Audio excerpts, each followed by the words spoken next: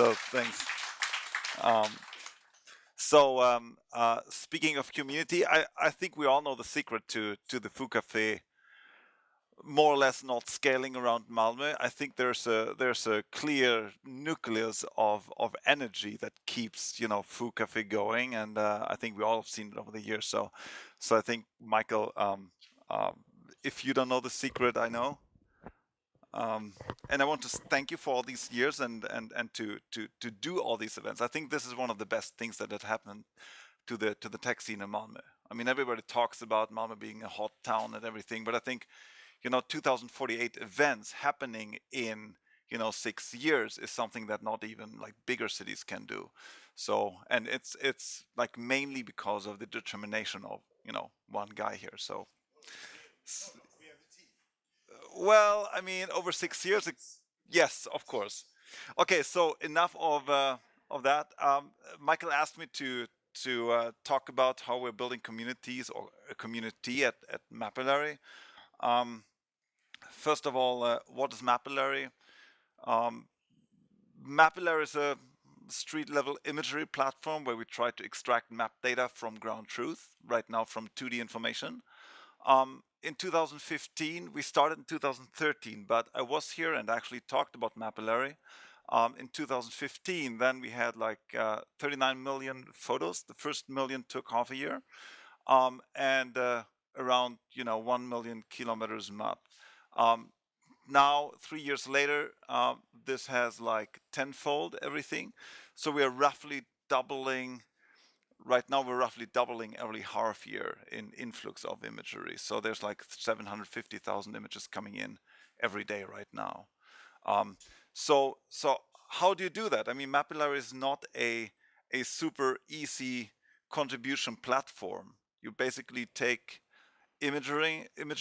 This is from actually 2013. There was no studio, nothing. This is probably the oldest image done by Erik, my co-founder, and you extract map data from that, right? So you go here and you overlap with other imagery and so on and so on. So how do you build that community rather quickly? We go after I try to think of a community as a funnel. You sell someone on the idea and on the goal of that community. You want more people to join you, right? So it's a sell like anything else. You go around in the world and you sell your projects, your salary, yourself. You sell yourself to your future partner. It's everything is a sell basically. It might be a bit discouraging, but I think also it is not only a sell; it is also depending on the personal journey of the people you're talking to. So on a personal level, you might be passionate about a topic, and from that single-minded passion inside yourself, you go out and you become compassionate, which means you can imagine how others could feel about this topic. You get curious, you get creative, and then you start like collaborating with people to achieve more than yourself. And when it comes to open source and other like kind of karma based communities that are not based on taking as much as you can as our society largely is, but of giving as caritative communities are, like everything from church to open source to other OpenStreetMap or whatever. You don't get paid basically. You have a community journey here, and as with any product, you're kind of like starting at becoming aware of whatever cause you're going into, as you get curious about things, right? And it might actually coincide with what you're passionate about.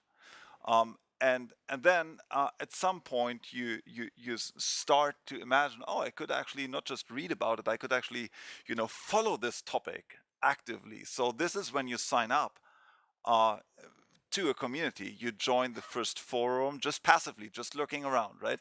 And you start to maybe follow the Twitter account or whatever. You become member of the community, but you're a passive member.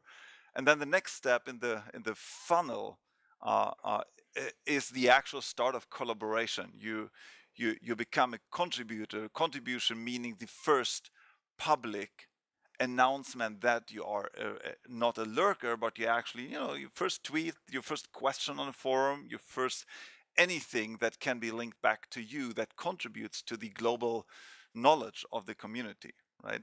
So that's when you become a contributor, and then later as you enter deeper in the community, contributing more, maybe even coding or documenting or whatever, you become a core member of that community. You have more to give than you take, kind of speaking, and that's when you enter in that project, the core of that project, and that might be different depending on what that community is. It could be that you are a core team member, like the PMC or whatever, and put actually in real time, or you might actually become an employee of the company that backs that project because you're passionate about it, and they see, oh wow, that guy is like really good, or that girl, or you might not join the team, but you might want to support the company, so you become a customer. You give them money, your company's money or yourself, your own money, to keep the project up. So you take responsibility for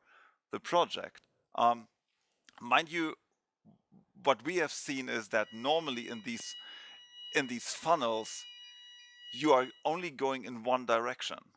So there's very rarely a case where you go from contribution to, just being a member, or from an employee that not longer, that stops at that company or whatever, to going back just being a casual member or contributor. You basically like drop out at some point, and you want to keep the members of this funnel as long as possible, in that direction, and as far down as possible.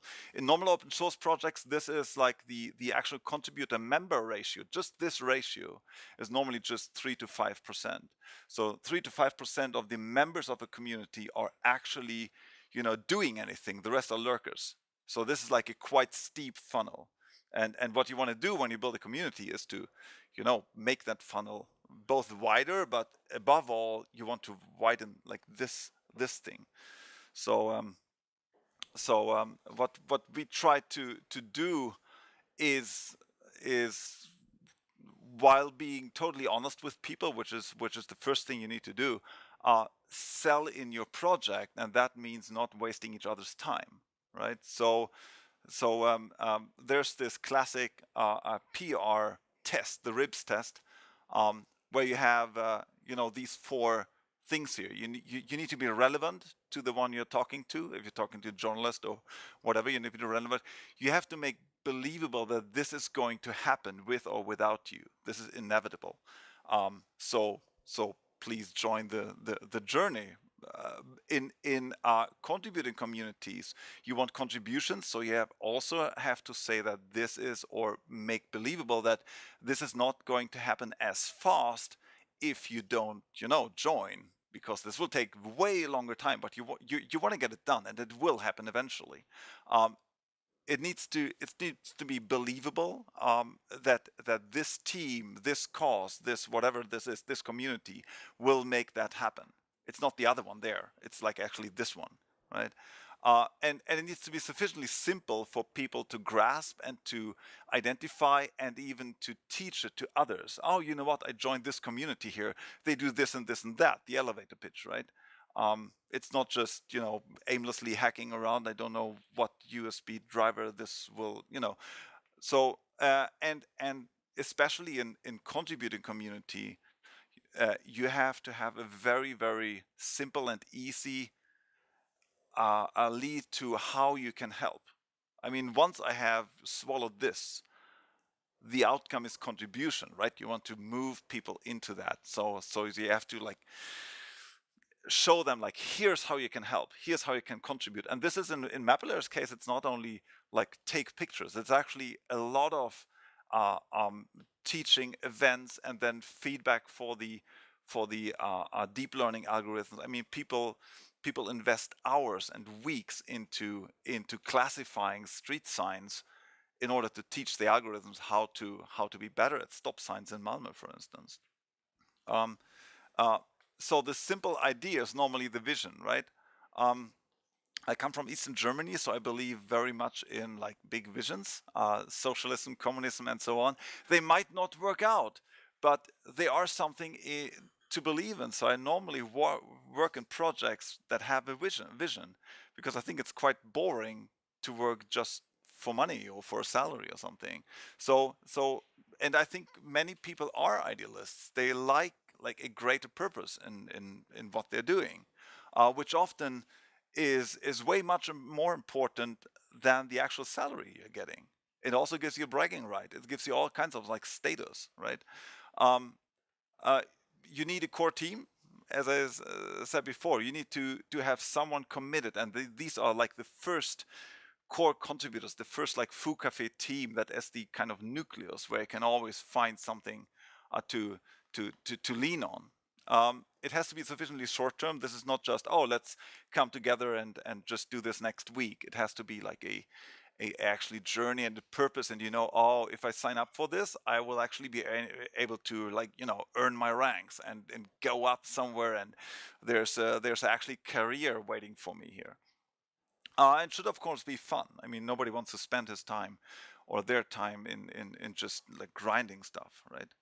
Um, so what we do at Mapillary, and before that, uh, we did similar things at Neo4j, which also is here situated in, but I won't talk about that. But in Mapillary, when we started in 2014, releasing the product or releasing the community and start building it, we actively did this. So we started with communication and target audience to be extremely niched.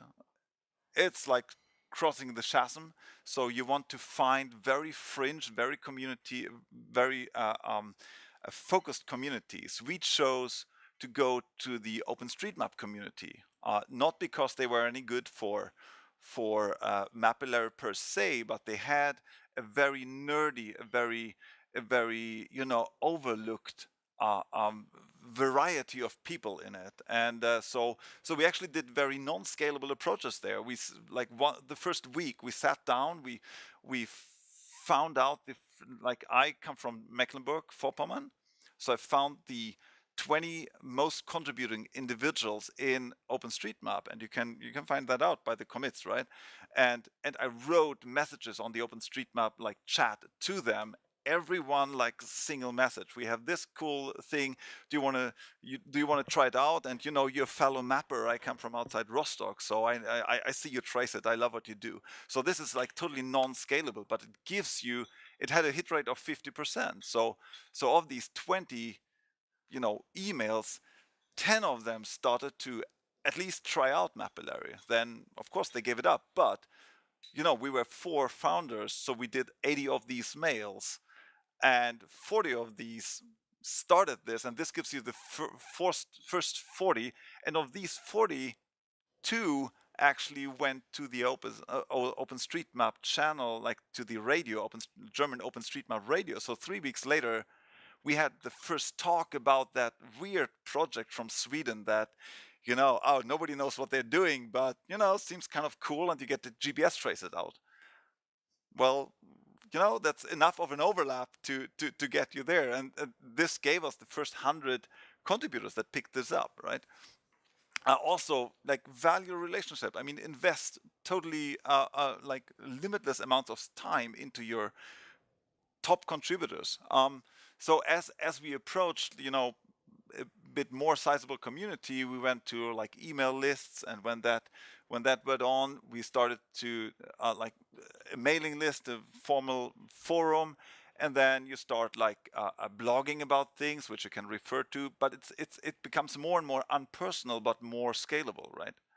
So you have to value, or you evaluate what you're doing. And then nowadays we are like, people want leaderboards, they want like they want to be compared to people, and they want gamification. So these are like things that need to be in the platform. It's like very complex to do all these things, as opposed to just writing in a formal email. um, uh, then as I said before, in these communities are like, you get status by giving, not by taking. So always make sure you give, um, maybe not even explicit. It's very dangerous to start paying people for things because they get into that funnel that I just mentioned. Um, when you start paying people, they're down here, right? They are employees or they are customers, or as soon as there's money flowing, this is unreversible. So you can only pay more from that point on to these people. So you will never get them there again. We tried that several times. It's not effective. This is not motivating. So don't pay people. What we no, not I mean, pay them when you want them to do steady job. Payment is a like buy. I buy your time and I buy 8 hours of your day. So if I need people to be chipping in and restart the service 8 hours a day, I have to do that if I want that, all the time.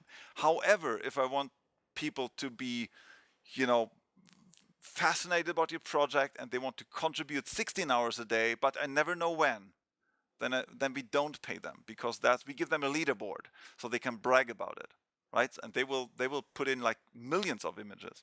Um, but oh, sorry.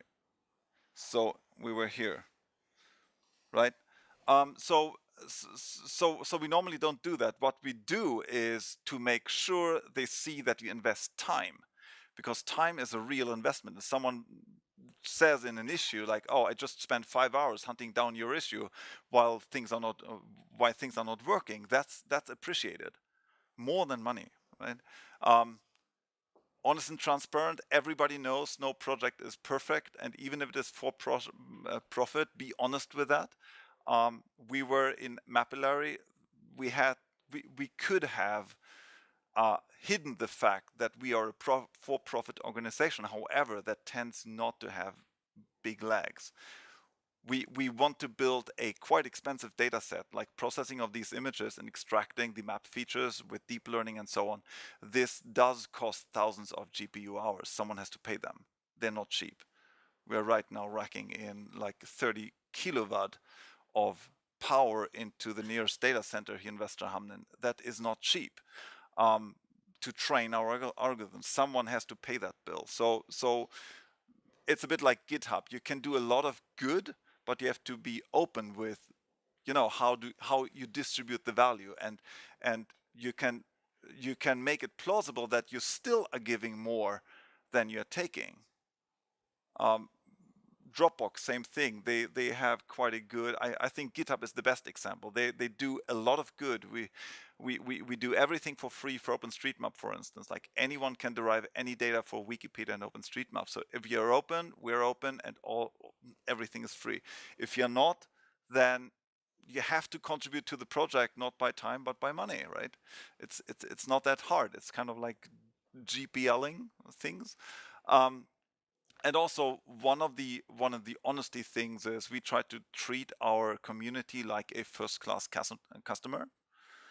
So we invest at least as much time into community issues as in customer issues, which is highly appreciated by the community. And a way to do this like very early on is to open the whole team to be exposed to the community. Normally, it's quite common that you have one department that is handling community. This often leads to shielding of the people that can do things from the people that want to have things done. And then you have the community manager in the background, in the middle, and people just get frustrated because they try to like get past that hurdle and get things done. On the other hand, of course, the distraction is a problem. If people are like bugging you all the time, then that is distraction. But it makes community building way much easier. Also because a number of contributors are not following only the project vision, they're also following the core team, as I mentioned before, but not just for like, oh, they're stable, they're good, also because they want to be associated with certain values and certain whatever. So I think coming from a more extrovert point of view, it is not wrong to actually expose the team to the community. It's also a good, exercise for communication and everything for the team for later stages. From that, if you are, wanting to build a business on that community, you have to build some form of business. And there's different values to this community, of course. One thing is to come as an underdog into a business area. In our case, everybody said, "Oh, you're so bad positioned to take on Google Street View." That's actually a good position to be in. Everybody wants to help to even have a chance. That we are not competing directly with Google Street View is not a problem per se. But if you can pick a kind of like foe, then that is great. You can be an alternative and say, we are this and this and that. We are independent and we do like totally different things. And also make it plausible that you can actually derive value. And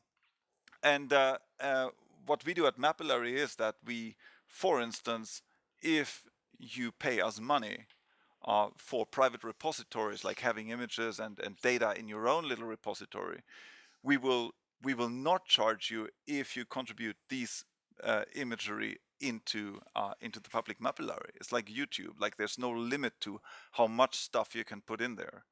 So we have like whole countries importing their street imagery. Lithuania or the Department of Transportation of Vermont or Massachusetts or so. These are like millions. This does cost money, but it's free because you contribute, right? Because everybody else can use that data too, which makes it more interesting for others. The crowd approach is actually an asset. I mean, I don't have the latest numbers, but we started out at 0% of Google Street View. I think we're over 10% now. So like we're catching up rapidly, but that is only where we overlap. The interesting part is where, other solutions aren't, in Africa, in Asia, in South America. I mean, nobody cares. In Sweden, I mean, nobody cares. The whole project started because there's no Street View in Bjärred. I mean, this is, you wouldn't expect that, but 98% of Sweden are uncovered by any form of systematic capture. So they're just not visible in the digital space. And of course, your community is a source of fighters for your cause. They are the potential customers. They are the potential deal makers that will recommend your product to the actual purchase department and make sure that this comes true, because they want to be associated with you and so on. So take great care of your community. It's probably your best asset ever. And it saves you marketing dollars. You don't have to market. I mean, we did not marketing, or we haven't done marketing yet, really. It just goes mouth to mouth, and everybody asks, like, what do you get out of Mapillary? Well, ask our contributors. We don't even need to formulate what they get out of it. There's different reasons for contributing, and we don't say why you do that. But we have our reasons, of course, which we are open with. Okay, so that's just a short thing about that. This is one of our contributors building his Porsche into a street cam with a phone. Thank you very much. I think.